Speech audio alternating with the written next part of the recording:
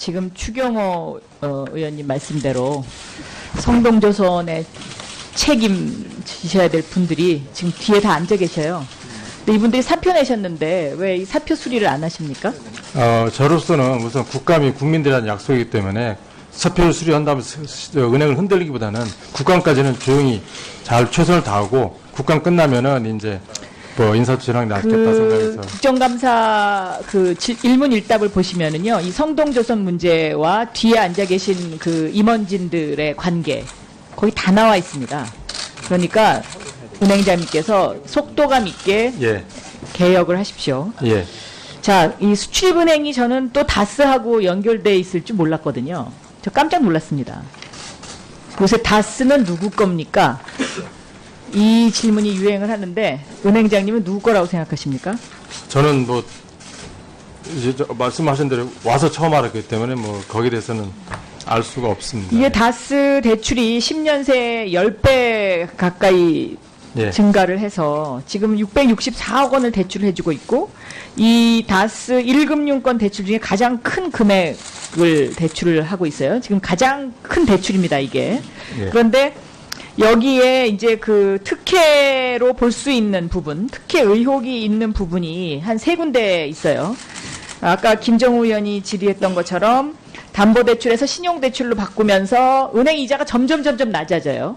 이거 충분히 의심할 만하죠. 또 하나는 북미법인, 체코법인하고 이 해외 현지법인 앞에 대출을 하면서 딴 것은 다 신용대출로 하는데 모기업 다스에게 연대보증을 했는데, 이 여기 북미법인하고 체코법인은 2014년, 15년, 16년 다 손실이 발생했는데 이건 연대보증도 하지 않았어요. 그런데 지금 최근에 밝혀진 거 보면 이 해외 법인의 지금 대표가 누구로 돼 있습니까? 아니 저는 모르십니까? 한겨레 신문도 안 보세요? 아니, 한겨레 신문을 봤더니 중국 4개인가의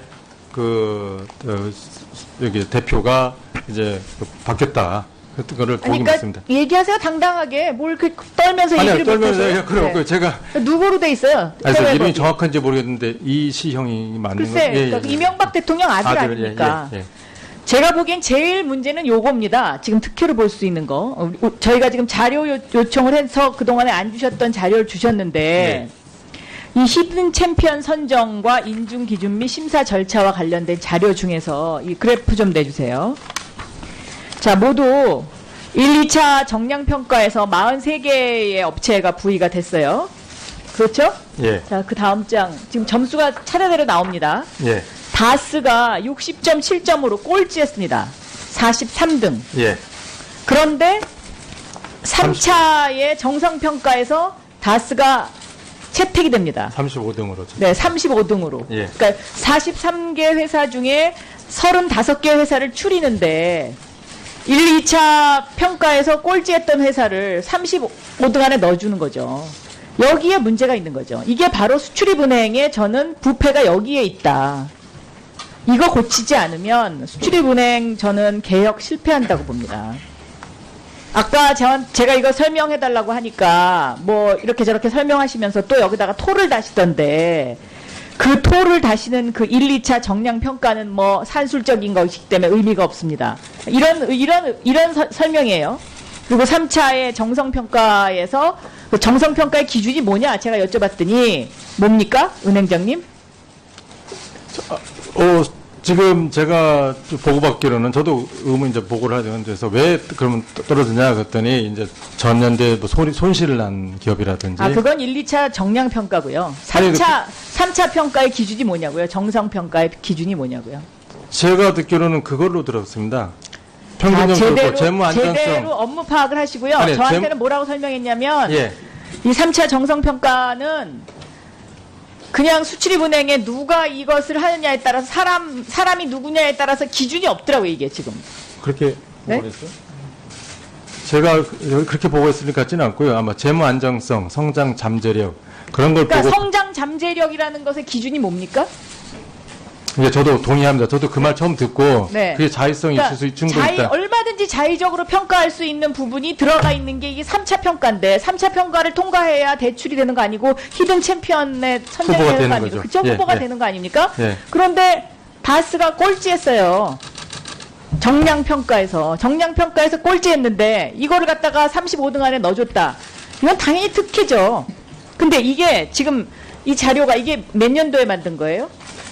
2010년에 네, 2010년에 2010년이면 대통령이 누구였습니까?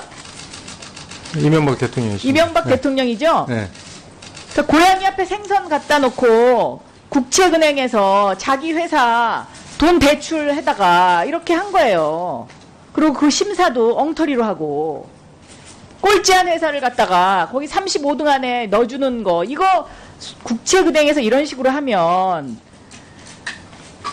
대한민국 미래가 없죠. 그러니까 이 수출입은행이라는데 저희가 이 예산 배정을 뭐 계속 지금 성동조선, 대우조선 뭐 그동안에 사고가 엄청 많이 났잖아요. 예? 히든 챔피언 갖고도 크게 사고 났잖아요. 예. 그쵸? 예. 모뉴엘. 예. 예? 예. 그러면 이거 다 국민 세금으로 이런 식으로 하고 대통령이라는 사람이 자기가 대통령 하면서 수출입은행에다가 자기 회사 대출 받아갖고 그것도 대출도 제대로 정상적인 그 과정을 거치지 않고 이런 식으로 혜택 받아갖고 세금 빼내서 자기가 대출 받아서 그거 이자율도 낮추고 이게 정상적인 나라입니까? 그러니까 저는 과락의 의미로 이해를 했습니다. 네? 과락.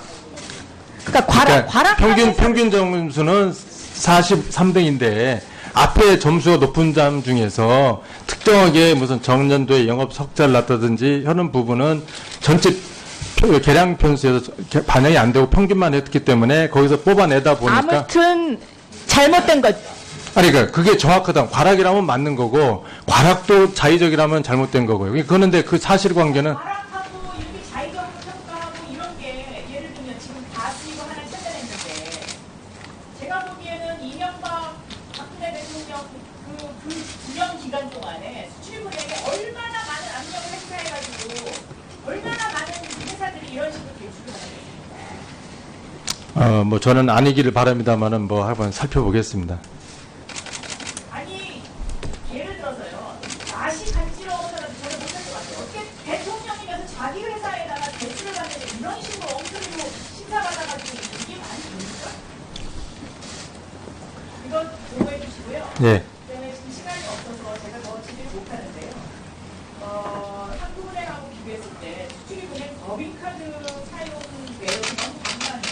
예. 1인당 지출 내역이 한은의 2배예요. 왜 수출입은행은 이렇게 법인카드를 많이 써야 되는지 여기에 대해서 와서 보고 싶습니다. 알겠습니다. 입니까? 이제 저도 동의합니다. 저도 그 말 처음 듣고 네. 그게 자의성이 있을 수 충분히 있다. 얼마든지 자의적으로 평가할 수 있는 부분이 들어가 있는 게 이게 3차 평가인데 3차 평가를 통과해야 대출이 되는 거 아니고 히든 챔피언에 선정이 후보가 되는 거 되는 아닙니까? 거죠. 그쵸? 예, 후보가 예. 되는 거 아닙니까? 예. 그런데 바스가 꼴찌했어요. 정량평가에서 꼴찌했는데 이거를 갖다가 35등 안에 넣어줬다. 이건 당연히 특혜죠. 근데 이게 지금 이 자료가 이게 몇 년도에 만든 거예요? 2010년에 네, 2010년에 2010년이면 대통령이 누구였습니까? 이명박 대통령이시죠. 이명박 네. 대통령이죠. 네. 그래서 고양이 앞에 생선 갖다 놓고 국채은행에서 자기 회사 돈 대출해다가 이렇게 한 거예요. 그리고 그 심사도 엉터리로 하고 꼴찌한 회사를 갖다가 거기 35등 안에 넣어주는 거 이거 국채은행에서 이런 식으로 하면 대한민국 미래가 없죠. 그러니까 이 수출입은행이라는데 저희가 이 수출입은행 저는 개혁 실패한다고 봅니다. 아까 제가 이거 설명해달라고 하니까 뭐 이렇게 저렇게 설명하시면서 또 여기다가 토를 다시던데 그 토를 다시는 그 1, 2차 정량평가는 뭐 산술적인 것이기 때문에 의미가 없습니다. 이런 설명이에요. 그리고 3차의 정성평가에서 그 정성평가의 기준이 뭐냐 제가 여쭤봤더니 뭡니까? 은행장님? 지금 제가 보고받기로는 저도 의문 이제 보고를 하는 데서 왜 그러면 떨어지냐 그랬더니 이제 전년도에 뭐 손실을 난 기업이라든지. 그건 1, 2차 정량 평가고요. 3차 평가의 기준이 뭐냐고요? 정성 평가의 기준이 뭐냐고요? 제가 듣기로는 그걸로 들었습니다. 평균적으로 재무 안정성. 제대로 업무 파악을 하시고요. 아니, 저한테는 뭐라고 설명했냐면 예. 이 3차 정성 평가는 그냥 수출입은행에 누가 이것을 하느냐에 따라서 사람이 누구냐에 따라서 기준이 없더라고요, 이게 지금. 그렇게 네? 보고 있어요?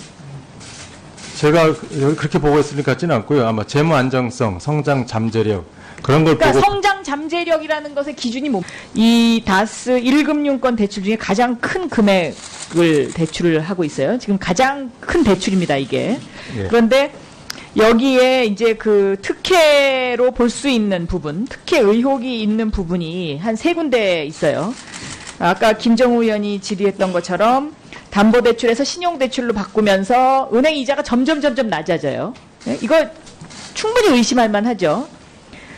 또 하나는 북미법인, 체코법인하고 이 해외 현지법인 앞에 대출을 하면서 딴 것은 다 신용대출로 하는데 모기업 다스에게 연대보증을 했는데 여기 북미법인하고 체코법인은 2014년, 15년, 16년 다 손실이 발생했는데 이건 연대보증도 하지 않았어요. 그런데 지금 최근에 밝혀진 거 보면 이 해외 법인의 지금 대표가 누구로 돼 있습니까? 아니 저는 모르십니까? 한겨레 신문도 안 보세요? 아니, 한겨레 신문을 봤더니 중국 4개인가의 여기 대표가 이제 바뀌었다. 그랬던 거를 보긴 그러니까 봤습니다. 지금 추경호 의원님 말씀대로 성동조선에 책임지셔야 될 분들이 지금 뒤에 다 앉아 계셔요. 근데 이분들이 사표 내셨는데 왜 이 사표 수리를 안 하십니까? 저로서는 우선 국감이 국민들한테 약속이기 때문에 사표를 수리한다면 은행을 흔들리기보다는 국감까지는 조용히 잘 최선을 다하고 국감 끝나면은 이제 뭐 인사추진하는 게 낫겠다 생각해서. 국정감사 일문일답을 보시면은요, 이 성동조선 문제와 뒤에 앉아 계신 그 임원진들의 관계 거기 다 나와 있습니다. 그러니까 은행장님께서 속도감 있게 예. 개혁을 하십시오. 예. 자, 이 수출입은행이 저는 또 다스하고 연결돼 있을 줄 몰랐거든요. 저 깜짝 놀랐습니다. 요새 다스는 누구 겁니까? 이 질문이 유행을 하는데 은행장님은 누구 거라고 생각하십니까? 저는 뭐 이제 말씀하신 대로 와서 처음 알았기 때문에 뭐 거기에 대해서는 알 수가 없습니다. 이게 다스 대출이 10년 새 10배 가까이 예. 증가를 해서 지금 664억 원을 대출을 해주고 있고 얘기하세요 당당하게 뭘 떨면서 아니요, 얘기를 떨면서 못하세요. 얘기가 그래 없고요. 제가 누구로 돼 있어요? 그래서 해외 이름이 법인. 정확한지 모르겠는데 이시형이 맞는 글쎄 거. 그러니까 이명박 대통령 아들 아닙니까? 예. 제가 보기엔 제일 문제는 요겁니다. 지금 특혜로 볼 수 있는 거. 저희가 지금 자료 요청을 해서 그동안에 안 주셨던 자료를 주셨는데 이 히든 챔피언 선정과 인중 기준 및 심사 절차와 관련된 자료 중에서 이 그래프 좀 내주세요. 자, 모두 1, 2차 정량 평가에서 43개의 업체가 부의가 됐어요. 그렇죠? 예. 자, 그 다음 장 지금 점수가 차례대로 나옵니다. 예. 다스가 60.7점으로 꼴찌였습니다. 43등. 예. 그런데 3차의 정성평가에서 다스가 채택이 됩니다. 35등으로. 네, 35등으로. 예. 그러니까 43개 회사 중에 35개 회사를 추리는데 1, 2차 평가에서 꼴찌했던 회사를 35등 안에 넣어주는 거죠. 여기에 문제가 있는 거죠. 이게 바로 수출입은행의 저는 부패가 여기에 있다. 이거 고치지 않으면 수출